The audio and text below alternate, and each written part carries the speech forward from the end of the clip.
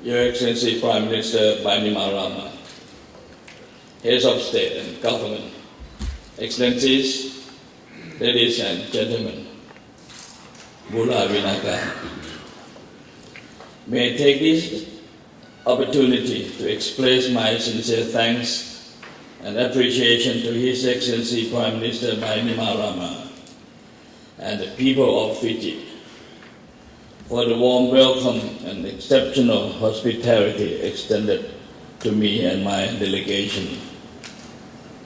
I am honored to be here in this beautiful country. I wish to convey my Prime Minister deepest apologies for his not being able to take part in this third Pacific Islands Development Forum or PIDF Summit as intended, because the voting process for our new constitution has already begun. However, my Prime Minister asked me to convey his best wishes to the government and the people of Fiji and to the conference. And thank you for the Prime Minister and our friend for the message of condolence. And now the situation in Thailand, we can cope the situation. And the investigation is going very well. We capture one suspect and we move forward to the bad guy to capture, and we will inform through the media soon. Thank you. Today, I'm glad to see so many of our Pacific brothers and sisters in this conference. I would like to commend Fiji's leadership and initiative in hosting the third PIDF Summit under the theme of building climate resilient green-blue Pacific economies. This is most timely and relevant to the Pacific Island countries and to other regions as well. Excellencies, allow me to take this opportunity to share with you Thailand's development policy and experiences regarding climate change, disaster management, green economy and blue economy. Thailand's development policy has been guided by His Majesty the King's sufficiency economy philosophy, which has as its roots the basic concept of understanding, reaching out, and development. Following the principle, the government established a development vision that will guide Thailand to become a country of stability, prosperity, and sustainability. Excellencies, addressing and mitigating the impacts of climate change and natural disasters is one of the greatest challenges of our time.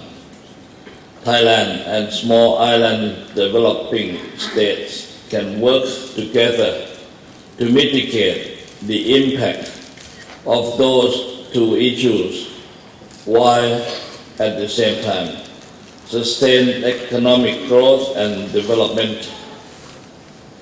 We must also work to promote renewable energy, environmental friendly industrial development, and urban planning that is disaster resilient.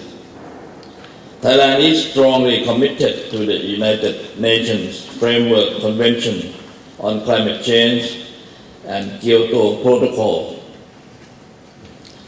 Thailand is also committed to carrying out our obligations agreed upon the third UN World Conference on Disaster Risk Reduction and the Sendai Framework on Disaster Risk Reduction 2015 to 2030, after which the Thai Cabinet approved its first National Climate Change Master Plan.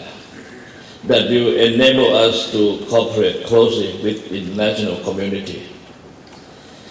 We will be more than happy to share our modest experiences and best practices in areas such as sustainable agriculture and disaster management.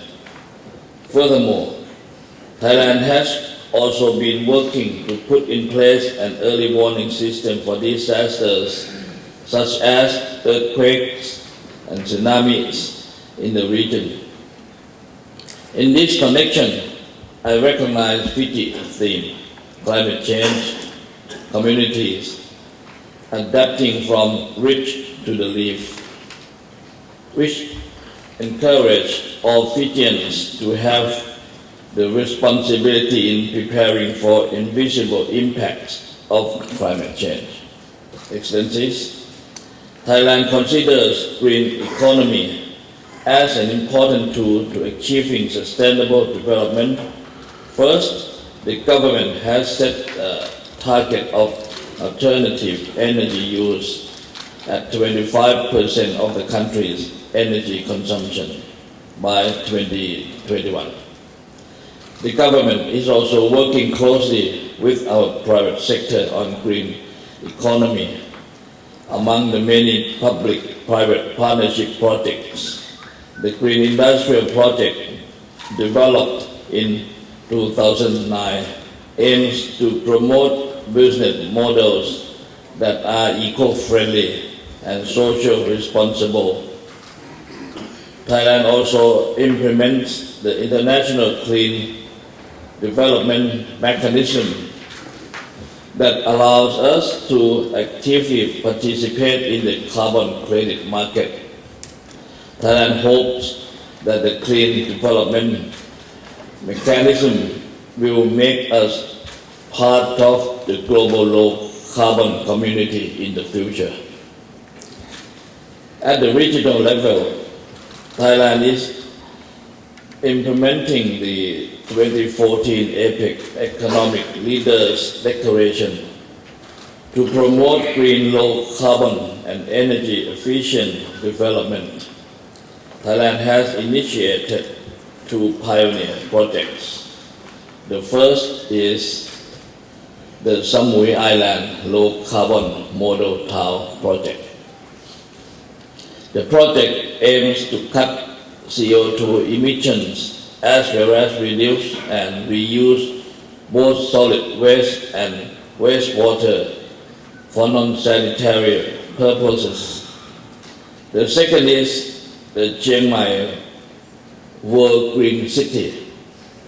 This project aims to develop a green community comprising academic institutions, a renewable energy research center, a climate change protection office, and an eco-product business center.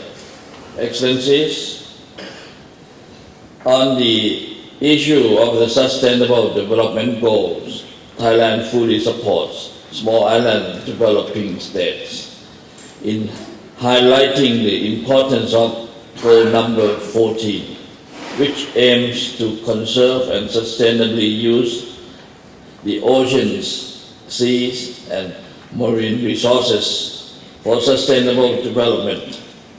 In this regard, Thailand has already pledged our support to the organization of the Triennial Oceans and Seas Summit initiated by Fiji. Allow me to update you on the Thai government actions to achieve a blue economy sustainably. Last May, the Prime Minister set up a command center for combating illegal fishing to drive major reforms in Thailand fishery management. The government is committed to enforcing the revised Fishery Act 2015, formulating a national fishery management policy, revising the National Plan of Action to combat, deter, and eliminate IUU fishing, and most importantly, establishing 20 port in, port out control centers to improve monitoring, control and surveillance of Thai fishing vessels. Excellencies, Thailand as a new global development partner is ready to share our experience to support our partner countries in accelerating their progress towards achieving the Millennium Development Goals and Sustainable Development Goals. Our annual international training courses, or AITC, for Pacific Island countries is an example. Through our commitment as a dialogue partner of the Pacific Islands Forum, or PIF, and under the Thailand Pacific Islands Forum, or TPIF, Thailand's AITC has provided more than 130 scholarships to Pacific Island countries for the past years. Let me provide you with some information on the TPIF. TPIF was initiated in 2014. I myself had the opportunities to open both the first TPIF in August last year and the second TPIF in May this year in Bangkok. I'm glad that this forum was well received and well attended by Pacific Island country leaders and high-level representatives. Because of the importance that Thailand attaches to this framework, I attended the whole plenary session of the second TPIF, and after which we were able to agree on the 3-year TPIF Development Partner Program, 2015 to 2017, covering 11 areas of cooperation from tourism, food security, to community development.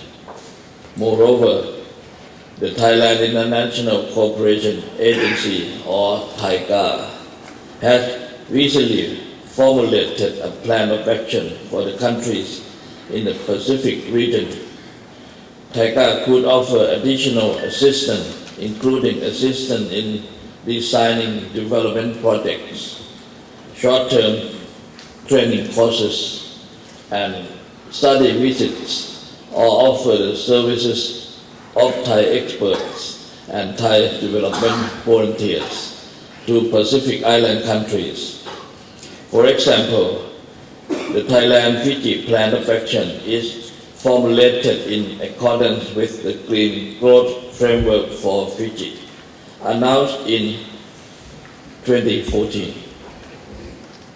Thailand stands ready to continue to work with Pacific Island countries and PIDF on 3 specific areas where we have expertise and experience, namely agriculture, sustainable development, and human resources. Excellencies, the Pacific Ocean may set Thailand and the Pacific Islands apart. However, it is this ocean that we share not just natural resources, but also prosperity and friendship. Today, I wish to reaffirm Thailand's firm commitment as a friend of the Pacific Islands to assist and advance our mutual interests on a sustainable future. Thank you very much. Vinagao Vakalevu.